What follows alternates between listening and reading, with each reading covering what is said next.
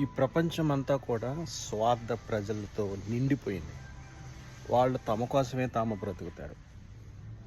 ఆస్తులను సంపాదించుకుంటూ, ఆ, లోకంలో పేరు ప్రఖ్యాతులను సంపాదించుకుంటూ తమ కోసమే తాను బ్రతుకుతూ ఉంటారు. ఇట్లాంటి వారిని ఏమంటారంటే స్వార్థ ప్రజలు అంటారు. కులంతో మతంతో సంబంధం లేదు. మనుషులందరూ కూడా స్వార్థపరులు.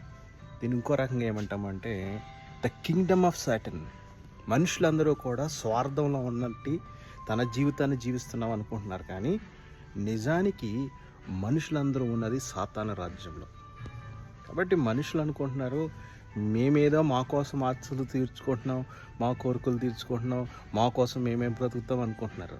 దాని అంతం ఏంటో తెలుసా? నిత్య నాశనం, నిత్య నరకం. ఈరోజే స్వార్థాన్ని వేడండి, దేవుని వైపు తిరగండి, ప్రేమరాజ్యాన్ని స్థాపించండి. మరొకసారి చెప్తున్నాను, చాలామంది క్రైస్తవులు అంటారు కానీ వాళ్ళు జీవించేది స్వార్థంలో, అంటే సైతాను రాజ్యంలో. ఇప్పటికైనా సైతాను రాజ్యం నుంచి బయటకు వచ్చి ప్రేమరాజ్యాన్ని భూమి మీద స్థాపించండి. క్రీస్తుకు సాక్షిగా ఉండండి.